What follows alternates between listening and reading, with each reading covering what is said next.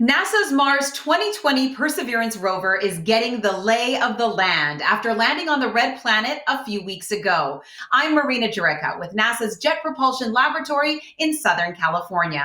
I am joined by Perseverance integration lead for the helicopter, Farah Alibay. She coordinates the activities between the helicopter and the rover. And Ingenuity operations lead, Tim Canham. His job is to operate the helicopter once it's on the surface of Mars. Welcome, you guys.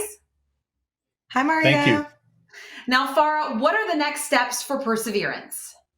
We are just about getting ready for the helicopter mission here. We've passed our latest reviews and we're just finishing the checkouts of the mobility system and the arm on Mars, ready to support Ingenuity. And Tim, you must be getting so excited for Ingenuity to stand on its own on the surface of Mars. What steps need to happen before that for you and your team? Yes, we are definitely very excited. Right now, the helicopter is still attached to the rover, so we're keeping it warm and fed. We're charging the batteries, and we're also working with Farah's team to identify a final site for the helicopter. Now, for both of you, there seems to be a lot of steps and preparations that go into the helicopter phase. Can you tell me a little bit about that? Yeah, for sure. Once we start the helicopter mission, the first thing that we have to do is drop the debris shield. That was the shield that protected us during entry, descent, and landing. Then we're going to travel several days to the helicopter drop-off location.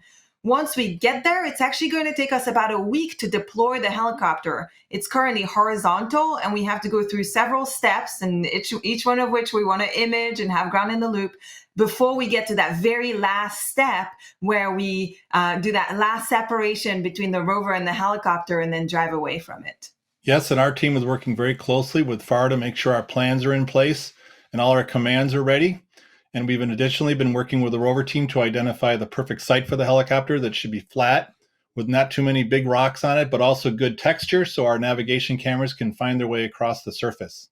A lot of things to look forward to. So to get the latest updates, follow at NASA Persevere on Twitter and Facebook.